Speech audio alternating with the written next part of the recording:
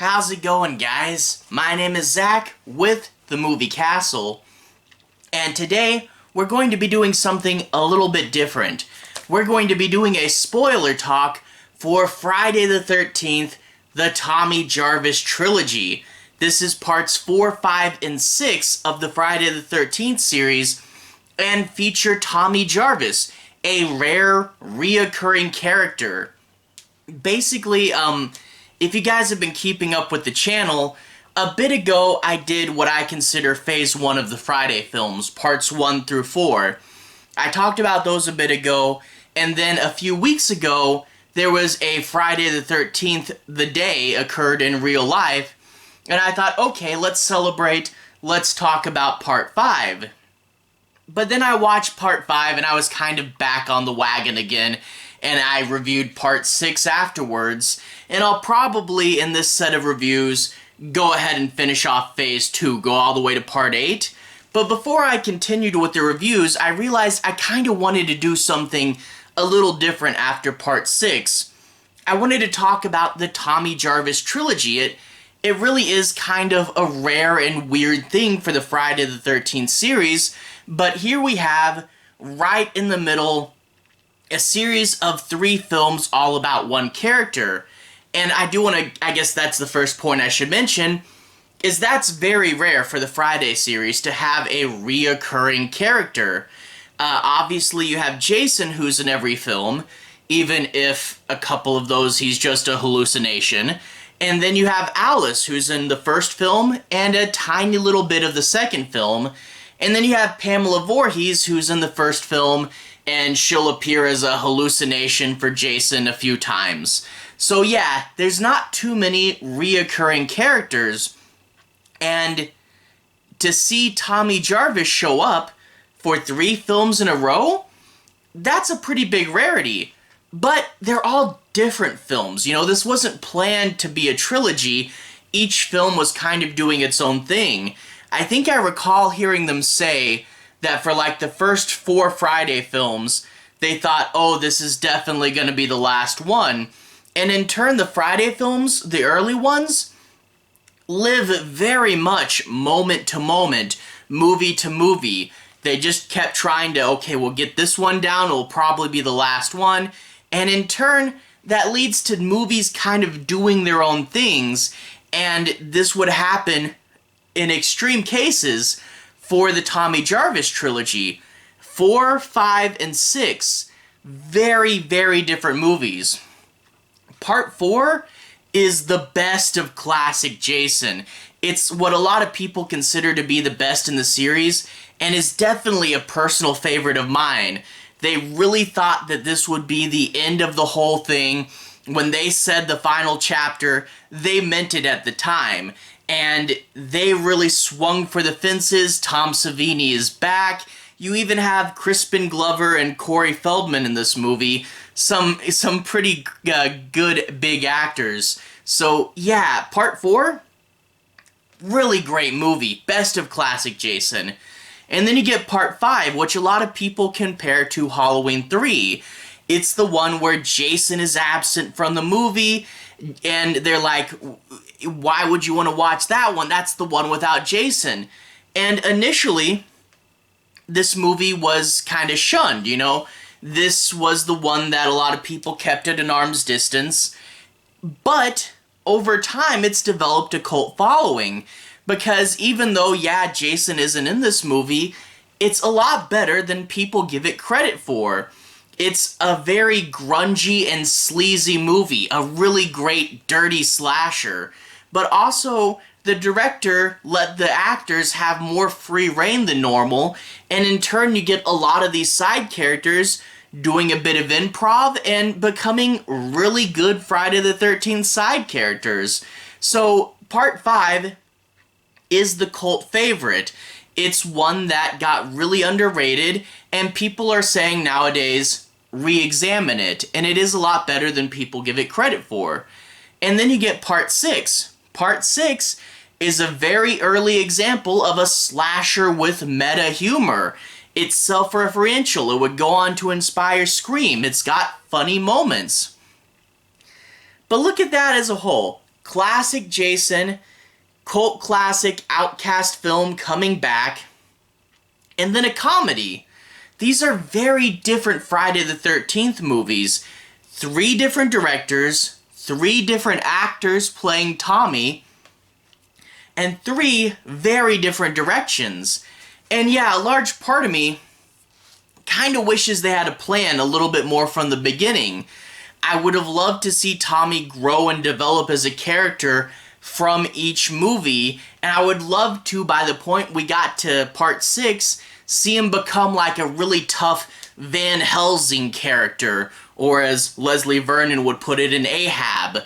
And he does really have a grudge with Jason by part 6, but he's not really the cool tough guy, the menacing foil to Jason that knows his every move. I would have really loved if this character had better trajectory, but this was never meant to be a trilogy. It just kind of happened, and in turn the direction kind of gets muddled with the character. It does lead to 3 very different and interesting movies, and maybe works out better when viewing each movie as a solo film, but when viewing Tommy Jarvis as a character as a trilogy, it gets a little muddled, and I do wish that maybe it was a little more clearer and had a little bit more direction. So without further ado, let's go ahead and talk about the 3 movies. Now, this will be a spoiler talk because a lot of what happens with Tommy happens at the end of his movies, and also it's really hard to not do a spoiler talk when talking about multiple movies in a sequence. So, no restraint on spoilers, but also, we're talking about Tommy here, so I'm not going to be talking about the movie as a whole so much as how it treats the Tommy Jarvis character. So let's open up with Tommy's first appearance. Friday the 13th, the final chapter. This is the 4th movie, and this features Corey Feldman playing the first version of Tommy Jarvis. And this is the young Tommy Jarvis, the kid version. And even though he's younger, he's actually a really cool character, and in my personal opinion, this is the best version of Tommy. You know, kids in horror movies a lot of times are annoying, but not Tommy. He's actually pretty cool. First off, he lives in a house on Camp Crystal Lake with his mom and sister. And that's really actually an interesting thing. He lives on Crystal Lake. He's a native. He's a resident. You know, a lot of the other Friday the 13th characters are vacationers. They rented out a lake house, or they're counselors. They're not natives. They're coming to the lake for a short amount of time. But Tommy is a resident. He's tied to the town as much as Jason is. That's a really interesting detail that quite often gets overlooked, but I really like to point out is Tommy lives on Crystal Lake. That's pretty cool.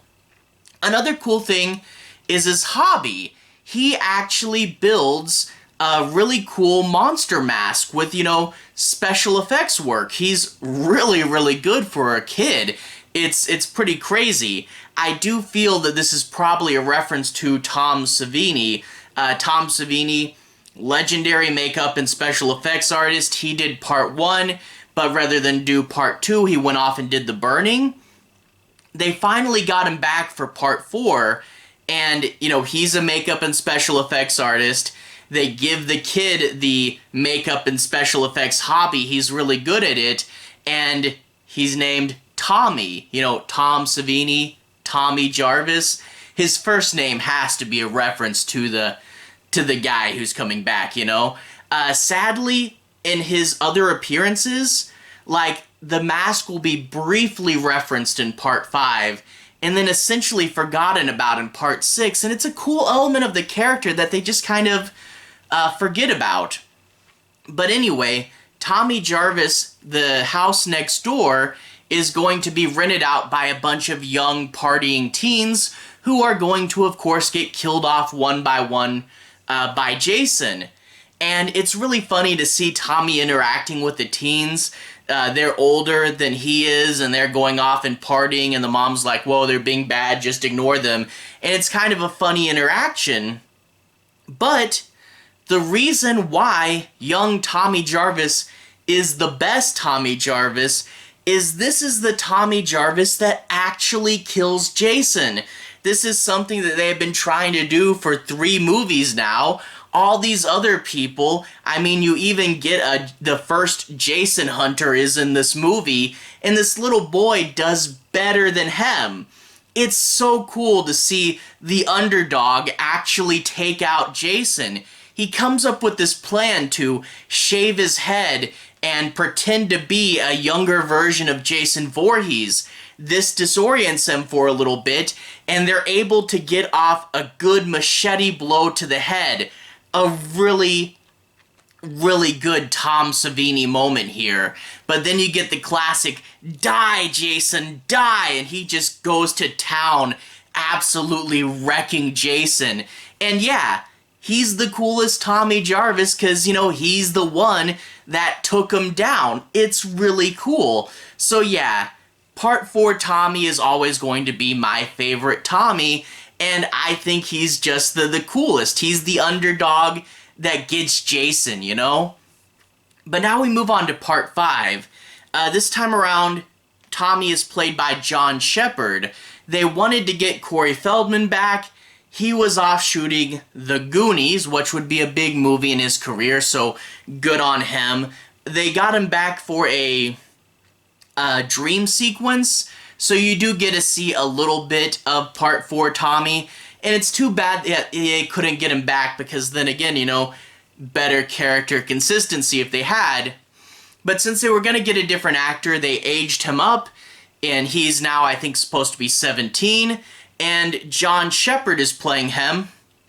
Fun fact with John Shepherd is he got the role, but they wouldn't tell him what the movie was going to be, and he didn't find out till right before filming he was going to be in a Friday the 13th movie. He would actually, after this, go on to become a pastor, I believe, which I think is kind of fitting, you know. I could almost see him holding up a cross and saying, "Go back to hell, Jason." But anyway, this time around, Tommy Jarvis is in a mental health facility. He's obviously not been doing too good since Part 4, and we get to see a picture of his mother and sister. The mother died in Part 4. I really wish the sister had showed up just a little bit, but, you know, whatever. But he's in a mental health facility, and this is for people that are almost out of the system. They're trusted a lot more, and they're, you know, essentially almost back to regular life. And Tommy is there, and he's very quiet. And he does this thing where he either is really quiet and he freezes up, or he'll flip out and throw someone through a table. But one of the people at this facility kills another, and that triggers someone, and all of a sudden, you have a new Jason running around in a blue mask this time. And Tommy is a suspect. You know, at the end of Part 4, he kind of looks up at the camera a little bit creepy, and maybe Tommy is now going to become new Jason. Well, it's not him. Like I said, this is spoiler talk. It's a random paramedic named Roy. You know, why have it be someone we would care when it's revealed, you know? Like, it's supposed to be a big reveal. The end of the movie, the mask comes off. Oh my gosh, it's the random paramedic we saw a few times. Roy is such a weird and random pull, but whatever. But because Tommy Jarvis is a suspect, the character's really kept at arm's length, and you get to follow the final girl and, like, this young kid, Reggie the Reckless, and they're good enough characters, well, especially Reggie. Reggie's really fun.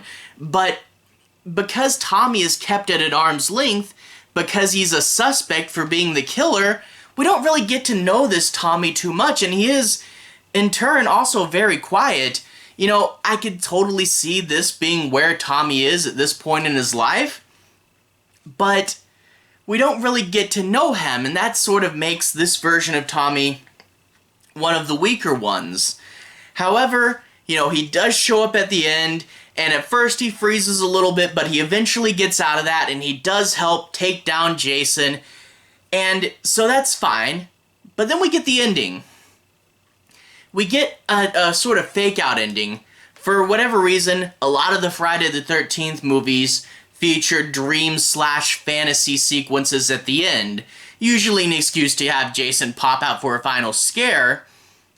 And in this one, they already did one of those, and then they wake up, and it's supposedly reality, and Tommy Jarvis pulls out Roy's mask with the blue chevrons, and he holds up a knife, and he acts like he's gonna kill this movie's final girl. Cut. Movie's over. And you think, okay, Tommy is now new Jason. That's an interesting direction for the character, but we have a new guy going out and being the killer, and he would have probably acted a lot like regular Jason, but, you know, you get to see where this new guy came from. But they don't do it. I wonder what happened here, because Tommy is good at the end of the next movie, and no one ever references that he almost killed someone. So I'm guessing that this has to be a sort of double hallucination. This is just another dream. Tommy didn't really do this. I mean, where would he get the mask from anyway? But I'm guessing that this is just a dream. It's either that or he goes, oh, sorry, I wasn't gonna kill you or anything. So yeah, they didn't follow through with that, and that is, I think, pretty disappointing. However, well, it's one of those things where it's like, it's disappointing because they set it up, they're like, oh, we're gonna do this, and then they didn't. But that being said, I think Jason's the better killer, so I am glad they brought Jason back. It just sucks that this is sort of a hanging cliffhanger. But anyway, talking about the next movie, let's go ahead and move on to Part 6. Part 6, Jason is played by Thom Mathews, and a lot of people consider this to be the iconic look for Tommy Jarvis. He's grown up, he's doing his own thing, he's out of the system. This is the grown-up version of the character with more choices that he can make himself, and a lot of people really love his blue jacket in this movie, so this is what a lot of people think of when they think of Tommy Jarvis as a character. And this version of Tommy, he's convinced that Jason isn't really dead, so he's gonna go dig him up and burn him. But he doesn't burn him first. He takes an iron fence picket and stabs Jason several times. I mean, I guess he stabbed Jason several times at the end of Part 4, so he's stabbing him again, but lightning will come, strike the fence picket, and bring Jason back to life Frankenstein style. So yeah, this is a fun Frankenstein parody. It's a reason for Jason to be back, but also, it's all Tommy's fault now, you know? Jason was dead, and all the Friday movies from 6 to Jason X wouldn't have happened, and all those people wouldn't have died if it wasn't for Tommy. And I really don't like that. You know, Tommy sort of accidentally starting up this whole thing again, and the movie, like, maybe it references it a few times, but they don't really reference how much of a colossal screw-up this was. It's a comedy, but they don't ever really seem to blame Tommy for any of this.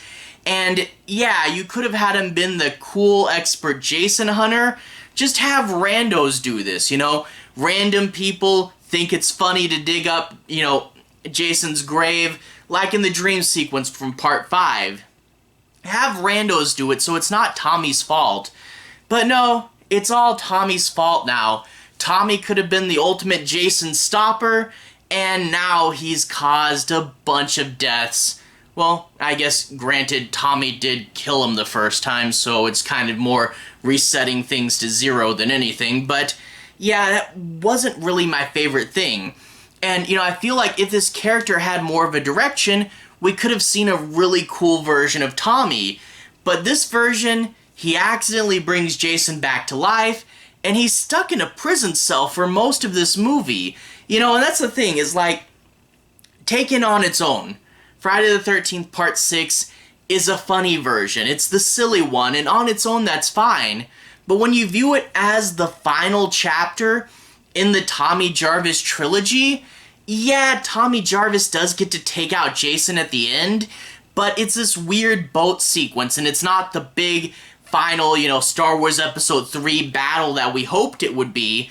If there was a sense of progression with this character, Tommy Jarvis could have got a really big, epic fight with Jason towards the end of the movie, and we didn't really get that because, you know, this is the silly movie, and it doesn't know, again, because this never was really meant to be a trilogy, it doesn't know that this is the big, epic, final movie in the Tommy Jarvis Trilogy, and in turn, you know, you're locking up the character in prison for most of the movie. It's all his fault, the whole movie. And I really wish Tommy was handled much better. The actor, Thom Mathews, does a good job. He's the guy from Return of the Living Dead, so I guess he knows about bringing zombies back to life. He's a good actor, but the movie they put him in really doesn't do justice to the Tommy Jarvis character, and a lot of people say, oh, I love Friday the 13th Part 6, it's so great.